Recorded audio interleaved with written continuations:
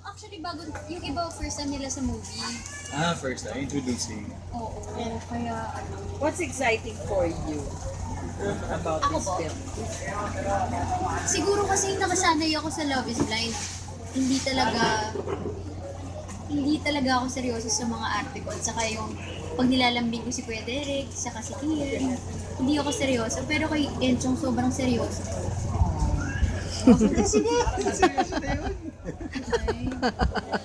Well, kasi syempre yung movie din naman namin, again, sinasabi nga namin, kahit ganito, yung nakikita nyo sa mga Instagram din, seryosong horror, seryosong love story, at saka seryosong comedy rin. Hindi naman siya Para yung daw siyang horror, tapos pag inopen mo siya, nababulutan siya ng horror, pag inopen mo siya, love story siya, tapos pag inopen mo pa siya, sobrang funny. Alam mo yun, parang coated kami sa lahat. Pero hindi namin pipilitin na magpatawa ng tao na appear na magmumukhang slapstick na yung ginagawa na. What did you do in this movie for the first time? To be paired with her, I think that's a first. And ano ba? I guess when you start killing people, di ba?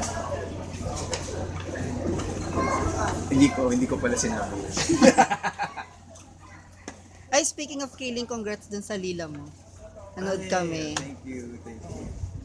Nashock ako dun sa Album niya, ano. congrats mo rin. Oo, tsaka sa album. Saka Tapos sa yung show award. niya, magkakaroon siya ng Manager.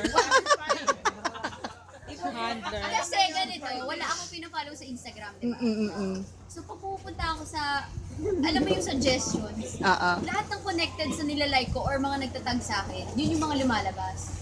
My God, kahit ayoko ma-update, si Enchong, may si Enchong nasa music video. Si Enchong pumunta dito sa Naik Cavite. Si Enchong ginawa to. Si Enchong galing sa ganito. Si Enchong may album. Kaya pag nagkikita kami, alam ko lahat. Kasi kahit ayoko ma-update, pag tinitingnan ko yung Instagram ko, siya lahat, siya lagi. Wala ka kasi ibang nilalike siguro. Kundi picture. Kundi